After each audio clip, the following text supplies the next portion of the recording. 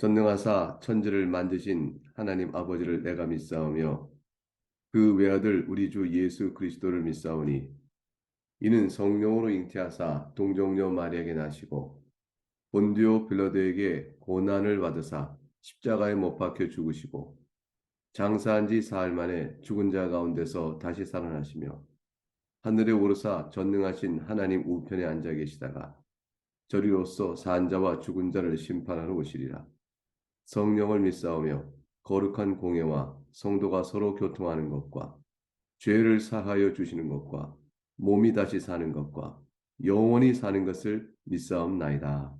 아멘.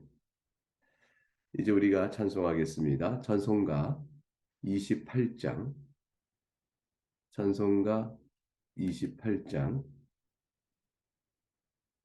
고개그론 강림하사 1절과 2절을 찬송하겠습니다.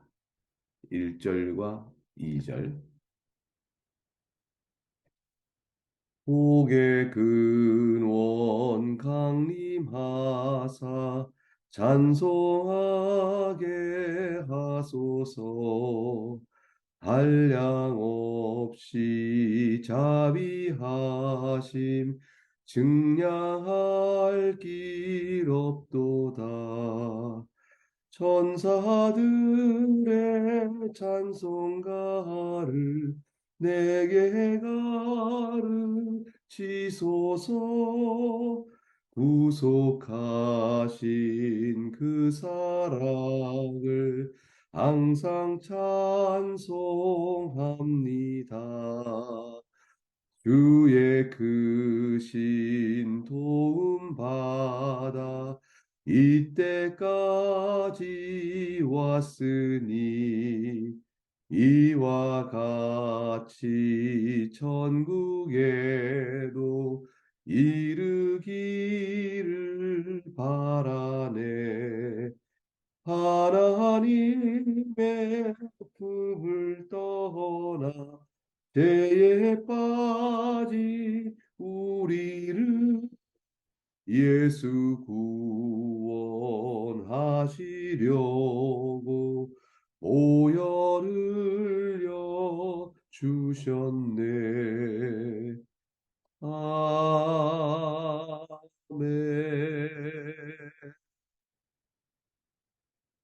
이제 오늘 순서에 따라 살필 주의 말씀은 민수기 22장입니다. 민수기 22장 1절에서 20절까지 말씀을 봉독하겠습니다. 읽을 때 여러분도 말씀을 잘 따라 살펴보시면서 말씀의 내용을 익히시기를 부탁드립니다. 이스라엘 자손이 또 길을 떠나 모압 평지에 진을 쳤으니 요단 건너편 곧 여리고 맞은편이더라.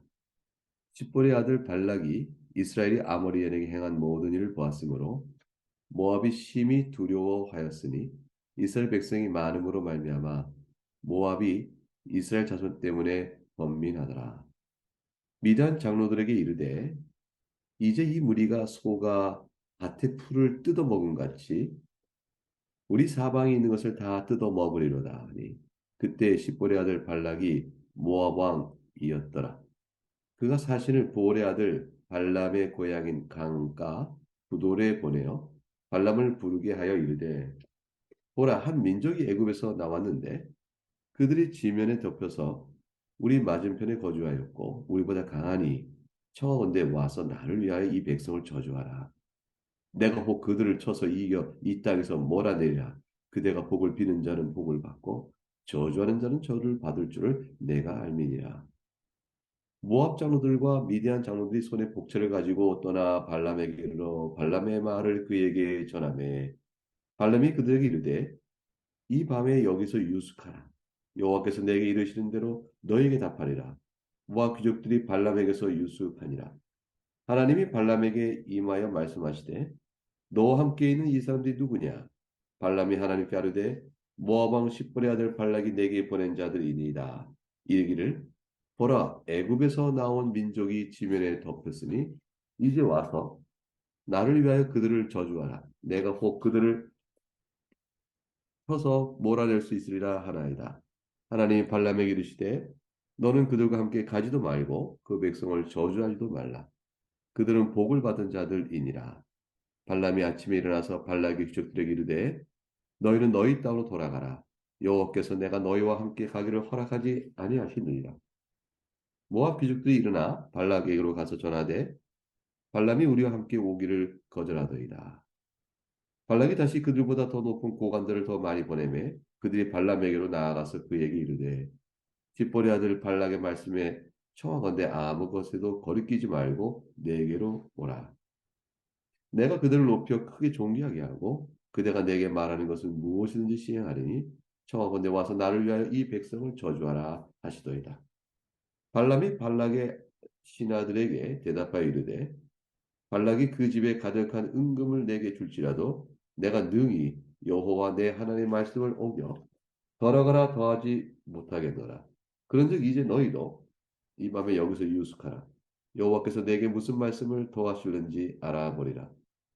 밤에 하나님이 발람에게 임하여 이르시되 그 사람들이 너를 부르러 왔거든 일어나 함께 가라.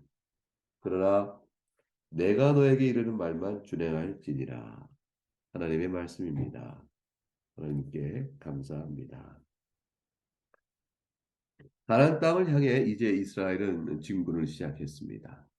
그 진군의 길에 저항하는 무리들이 있었겠고 대적하는 무리들이 있을 때에 하나님의 도우심을 입어 이스라엘은 그들을 쳐서 멸하기 시작합니다.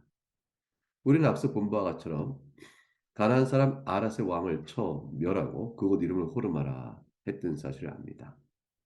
또 아모리 왕 시온이 이스라엘 치러 나오자 이를 멸하여 그 땅을 황폐하게 만들었습니다. 더 나아가 가나안 땅으로 진격해 가기 위한 교두보 역할을 하는 바사랑 옥을 치고 그 땅도 점령하였습니다. 이 점령 지역은 가나안 땅 동편에 있습니다. 그 땅을 점령한 후에 그 지역의 루벤 지파, 갓 지파, 그리고 므낫세 반 지파가 자리를 잡게 되어집니다. 인접한 국가들이 이스라엘의 이런 소식을 들을 때 얼마나 두려워했을까요? 그런 가운데 하나님께서는 롯의 자손인 모압과 암몬 간에 싸우지 말라 하셨습니다. 그들이 거주하는 땅을 이들에게 주시는 것이 하나님의 뜻이다라고 밝히셨습니다. 신명기 2장에 나와 있는 말씀이죠. 여호와께서 2장 9절에 내게 이르시되 모압을 괴롭히지도 말라 그와 싸우지도 말라 그 땅을 내가 너에게 기업으로 주지 아니하리니 이는 내가 롯 자손에게 이 아르를 기업으로 주었습니다. 모압에 대해서 말씀하신 것처럼 암몬에 대해서도 같은 말씀을 주셨습니다. 그런데 오늘 본문에서 보듯이 발락이 등장합니다. 이 발락은 모압 왕입니다. 모압 왕은 사실은 하나님께서 모압을 치지 말 그 땅을 차지 말라 말씀하셨기 때문에 위협을 받을 일이 없었고 이스라엘 실제 모압을 군사적으로 위협하지도 않았습니다.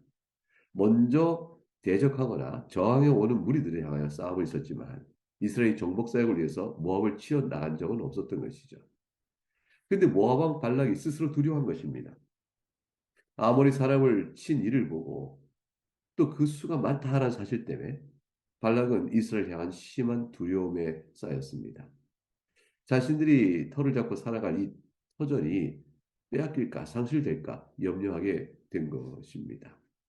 만일 이러한 두려움이 쌓였다면 모압 왕 발락은 그것이 롯의 자손이요 여호와 하나님 이스라엘의 하나님을 그가 모르지 않았을 것이기 때문에 마땅히 그가 해야 될 일은 무엇이었을까요? 이스라엘과 화친하는 일이죠. 여호와 하나님께 나가는 일이죠. 그러면 그가 살 일이었습니다. 그런데 발락이 선택한 방법은 매우 어리석은 것이었습니다.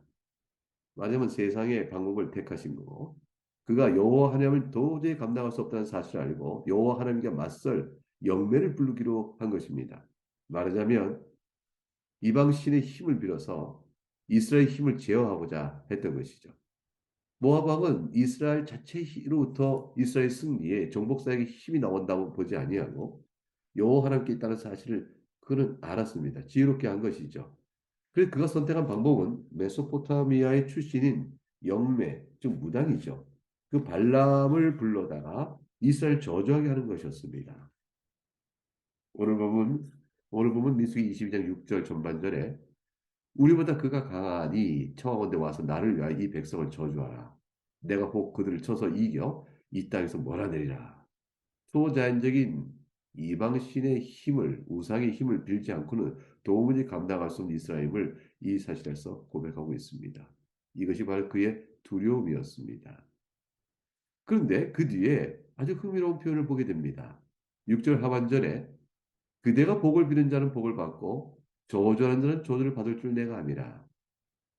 여러분, 이 말씀이 창세기 12장에 어떻게 나오죠? 하나님께서 아브라함을 불러 복을 주시되 너를 축복하는 자는 내가 복을 줄 것이고 너를 저주하는 자는 내가 저주할 것이라. 주님께서 아브라함이 바로 복이요. 아브라함이 복의 근원이라는 사실을 선포하시고 복을 내려주셨습니다. 모압 왕은 이 말을 지금 발람, 우상신을 섬기는 발람에게 적용하고 있는 것입니다. 복의 근원은 하나님께서 복으로 삼으신 자에게만 있는 것이고 하나님께 그를 통하여 복을 주기로 하신 자에게 있는 것인데 이는 그 말을 완전히 하나님께서 세우신 아브라함이요 그 아브라함의 후손이 이스라엘이 복의 근원인 줄 알고 그 이스라엘을 복을 빌고 그러므로 복을 받아 살 것을 도모하기는커녕 전혀 엉뚱한 곳에서 복을 구하고 있는 것입니다. 세상이 예수 그리스도 안에서 복을 받아야 할 터인데 그렇지 못한 것을 그대로 들은 것과 다를 바 없다 할 것입니다. 근데 흥미롭게 발람이 이게 우상신을 섬기는 영매였던 무당이었던 발람이 여호와의 뜻을 구하는 내용으로 전개되어 갑니다. 어떻게 그럴 수 있었을까요? 발람이 우상신을 섬기는 만큼 자기가 섬기는 그런 바알신이든 그 신들 앞에 엎드려야 할 터인데 왜 여호와께 뜻을 구하는 내용으로 전개될까요? 그것은 발람이 여러 신들을 섬기는 그런 자였다는 것을 알 수 있습니다. 이런 신 저런 신 다 모아놓고 만신을 이루어 그 앞에 섬기는 그런 무당이었다는 것을 알 수가 있죠. 그런데 하나님께서는 발람이 여호와의 뜻을 구하자 뜻밖에도 발람에게 나타나서 말씀을 주십니다. 이게 어떤 일이실까요? 하나님께서 발람의 예배를 받으시거나 발람이 만신을 섬기면서 여호와 이름을 부를 때 그의 부름과 그가 하나님 앞에 나오는 이 다신론적인 우상 숭배를 하나님께 기뻐 받으셨기 때문에 그러실 것일까요? 그렇지 않습니다. 하나님께서 어리석은 발락의 꾀를 어리석은 줄 알고 또 교훈하시기 위해서 발람의 손을 비르자 그 발람을 통하여 하나님께서 선한 일을 역사하시기 위해서 일부러 저들의 말에 나타나 섭리하고 계신 것이죠. 발람에게 하나님께 주신 말씀은 12절에 너는 그들과 함께 가지도 말고 또 그 백성을 저주하지도 말라 하셨습니다. 그리고 그 이유를 명확히 설명하셨습니다. 이스라엘은 복을 받은 자들이라 하셨습니다. 아브라함과의 약속의 내용이 이스라엘과 함께 있으니 너는 이스라엘을 축복할 것이요. 그러므로 인하여 네가 복을 받을 수 있으나 발락의 요청대로 이스라엘 저주에서는 네가 저주를 받게 된다. 그들은 복을 받은 자들이 네가 발람의 모압 왕 발락의 뜻을 따라서 네가 그 길을 가면 되지 않을 것이라. 이 말을 들은 이 영매인 무당인 발람은 모압 왕 발락이 보낸 자들에게 거절의 뜻을 전합니다. 마땅한 일이죠. 그런데 모압 왕 발락이 물러서지 않고 다시 발람에게 사람을 보냈습니다. 조건을 더 좋게 한 것이죠. 내가 그들을 높여 더 존귀하게 하고 그대가 내게 말한 것은 무엇을 시행하리니 청하건대 와서 나를 위하여 이 백성을 저주하라. 17절의 말씀입니다. 여러분이 발람이라면 이 모압 왕 발락의 2차적인 제안, 더 많은 것을 주겠다. 더 높이겠다. 더 존귀하겠다. 이러한 보답과 보상을 얘기하면서 다시 청해 올 때 어떻게 하시겠습니까? 오늘 본문에 보면 이 무당인 발람이 이걸 거절합니다. 적절하게 대답한 것이죠. 18절에 그 집에 가득한 은금을 모압 왕 발락이 내게 줄지라도 내가 능히 여호와 내 하나님의 말씀을 어기어 덜하거나 더하지 못하겠노라. 결단 있는 신앙인다운 이런 고백을 합니다. 여기서 우리는 발람의 뜻밖의 신앙의 모습을 보죠. 이 자가 어떤 자인가? 이 믿음이 있는 자인가? 이렇게 생각하게 되어집니다. 그런데 저희는 참 훌륭한 대답을 했음에 불구하고 19절에 이 무당 발람은 이상한 말을 한번 더 붙입니다. 첫 번째 보냈을 때 사자들에게 말한 것처럼 너희도 이 밤에 여기 유숙하라라고 말합니다. 여호와께서 내게 무슨 말씀을 더 하시는지 알아보리라. 처음에 이렇게 찾아왔을 때 한 것에 대해서는 그다지 문제 삼을 일이 아닙니다. 그런데 두 번째 찾아왔을 때 똑같이 여호와께서 무슨 말씀하시는지 유숙해보라 내가 기도하겠다라는 것은 어리석은 일의 시작이고 시험의 시작입니다. 이미 주님께서 명확히 밝히셨기 때문에 주님이 우리에게 행할 바를 주신 교훈은 분명합니다. 기록된 말씀으로 성경을 펼쳐 알듯이 하나님의 교훈은 분명합니다. 그런데 하나님께서 어떤 뜻으로 내게 말씀하실까를 살펴보겠다는 것은 마음의 욕심과 기회를 따라서 그것을 이루고자 하는 그 욕망이 시험이 들고 있는 것과 같다 할 것입니다. 이러한 자는 명백한 주의 교훈에도 불구하고 주의 뜻을 살피겠다라고 기회를 탐하는 자는 반드시 죄를 짓습니다. 그것은 무너지는 시험의 시작에 이미 미끄러지는 대로 발이 내디진 것 같습니다. 머리로는 하나님의 뜻을 잘 알지만, 분명히 알지만, 기억하고 있지만, 마음까지 내려받지 않은 채 나가고 있는 걸음이기 때문입니다. 그 이유가 무엇일까요? 그는 오늘 본문을 통해서 보게 되면 한 가지밖에 발견할 것이 없지요. 그것은 발락이 제시한 더 나은 조건 때문인 것입니다. 결국 이 무당 발람은 구하는 것을 따라가기 위해서 기회가 있을 때 과연 이것을 얻는 방법이 없을까라고 말하며 짐짓 하나님께 다시 뜻을 묻는 경건의 모양을 취했으나 실상은 자신의 탐욕에 따라 움직이고 있다 할 것입니다. 왜냐하면 하나님께서 내게 다시 물으라 말씀하셔서 물은 것이 아니기 때문입니다. 근데 하나님께서 오늘 본문에 보면 이러한 발람의 태도와 내면을 다 아시는 주님이 바로 노하시며 네가 어찌하여 내가 뜻을 밝혔거든 또다시 묻느냐 네가 탐욕스럽기 때문이다 말씀하지 않으시고 발람의 은밀한 내면의 마음에 만족을 주시는 말씀을 주십니다. 20절 전반절에 가게 되면 그 사람들이 너를 부르러 왔거든 일어나 함께 가라. 하나님께서 왜 허락하셨을까요? 이스라엘을 저주하라는 모압 왕 발락의 뜻대로 발람이 이 무당 발람이 이스라엘을 저주하도록 허락하신 것일까요? 그것은 결코 그런 뜻일 수가 없습니다. 하나님께서는 계획이 있으신 것이죠. 하나님의 섭리의 손길이 작용하여 이 무당 발람을 사용하고 도리어 이스라엘을 복되게 할 것이며 그리고 모압 왕 발락의 어리석음을 하나님께서 크게 깨우치도록 하게 한 것이었습니다. 그래서 20절 하반절에 그러나 내가 너에게 이르는 말만 준행할지니라 이렇게 제한을 주시고 명을 주셨습니다. 여기서 우리는 내일 본문의 말씀이 기대되지 않을까요? 그것은 내일 살펴보기로 합니다. 오늘 본문이 주는 교훈은 이렇게 정리할 수 있습니다. 첫째는 모압 왕 발락을 생각해 보게 되면 참 어리석은 자다. 하나님께 나오면서 할 일을 무당의 힘을 빌어서 이방신을 빌어서 세상의 힘을 빌어서 그걸 버티려고 하고 자기를 지키려 합니다. 그가 두려워한 이스라엘은 어디서 힘이 나오는가? 여호와께로부터 오는구나. 그걸 아는 자였습니다. 그렇기 때문에 자신의 세속적 군사적 힘으로 대항하기 위해서 백성을 도모하고 한 것이 아니고 무당을 불러온 것이 아니겠습니까? 이렇게 여호와로부터 이스라엘 힘이 나온 줄 알았으면 하나님께 나가야 되는 것이죠. 이스라엘과 대적하기보다는 이스라엘과 함께 해야 하는 것입니다. 근데 그의 선택은 대적이었습니다. 여기에 그의 어리석음과 미련함이 있습니다. 하나님과 함께하고 그리스도 앞에 엎드려 그리스도에게 입맞출 때 그때 생명이 있습니다. 교회를 사랑하여 생명이 있는 것입니다. 그리스도 외에는 구원이 없습니다. 교회 밖에는 구원이 없는 것입니다. 발람 무당 발람의 어리석은 것에 대해서 우리가 교훈을 받을 일이 있습니다. 하나님께서 분명한 말씀을 주셨으나 그 교훈을 머리에 둘뿐 실제 삶의 선택은 자신의 탐욕을 따라 기회를 엿보는 어리석은 자. 그 자가 바로 무당 발람입니다. 그 자는 반드시 실족하고 시험에 들고 죄를 범하게 되어 있습니다. 그가 그렇게 나아갈 때 그가 받을 것은 복이 아니라 저주가 되고 맙니다.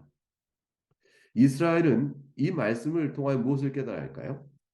이 기록된 말씀은 후대 이스라엘이 계속 읽고 아는 하나님의 보호하심을 보고 찬송하게 되어 있는 말씀입니다.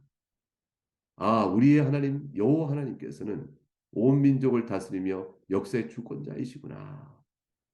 비록 이스라엘이 강할 때뿐만 아니라 약할 때라도 이 말씀을 읽고 힘을 얻어야 하는 것입니다. 하나님께서 애굽에서 우리를 어떻게 이끌어내셨으며 광야에서 우리가 어떻게 생존하였으며 그리고 과연 그 가나안 땅을 어떻게 정복해 나갔는가? 그 앞에서 방해하고 저항했던 대적의 수많은 무리들을 어떻게 우리가 물리치고 이 가나안 땅에 정착해 오늘에 살게 되었는가? 자신의 삶이 어려울 때라도 가나안 땅에서 시달리고 있을 때라도 그들은 이 말씀의 기록을 통해서 살아계신 하나님, 우리를 보호하시는 하나님을 깨달아야 합니다. 하나님에 대한 믿음을 굳건히 가져야 하는 것이죠.